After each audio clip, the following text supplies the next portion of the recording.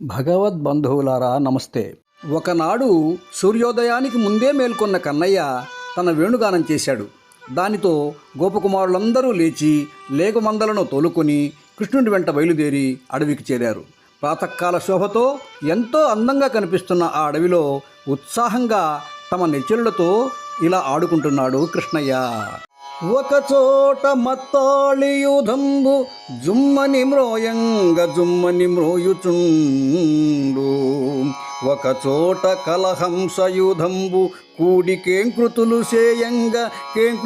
చేయు, ఒకచోట మదకేకియుధంబులడంగ హస్తాబ్జములు ద్రిప్పి ఆడదొడగు, ఒకచోట వనగజయూధంబు నడవంగ నయముతో మెల్లనా నడువజొచ్చు,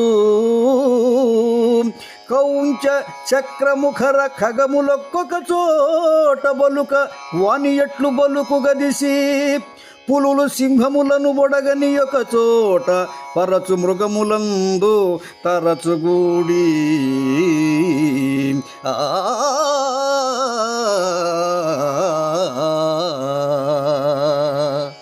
ఆనందంలో విహరిస్తున్న కృష్ణుడు పూదేన త్రాగి మత్తెక్కి తుమ్మెదలు ఝుమ్మని శబ్దం చేయగా తాను కూడా ఝుమ్మని శబ్దం చేస్తున్నాడు. హంసల గుంపులు చేసే క్రేంకారాలను అదే విధంగా అనుకరిస్తున్నాడు.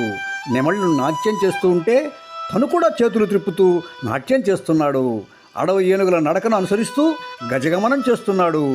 క్రౌంచ చక్రవాక పక్షులు కూస్తూ ఉంటే అలాగే పలుకుతాడు. పులులు సింహాలు తిరిగే చోటు తాను కూడా లేళ్లతో కలిసి పరుగులు పెడుతున్నాడు. ఇలా ఉపనిషత్ ప్రతిపాదితుడైన కన్నయ్య అరణ్యంలో తిరుగుతున్నాడు.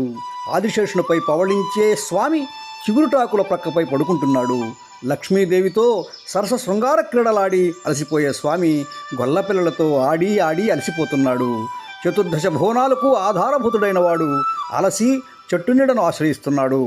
యజ్ఞావిర్భాగాన్ని ఆహారంగా స్వీకరించే ఆదిపురుషుడు అడవిలో దొరికే పండ్లు భుజిస్తున్నాడు. భాగవత పద్యమకరంద ప్రియులారా నమస్తే. పోస్ట్ చూచిన వెంటనే ఒక లైక్ చేయండి, మీ మిత్రులకు షేర్ చేయండి, జై శ్రీకృష్ణ అని కామెంట్ చేయండి, ఛానల్ను సబ్స్క్రైబ్ చేసుకోండి.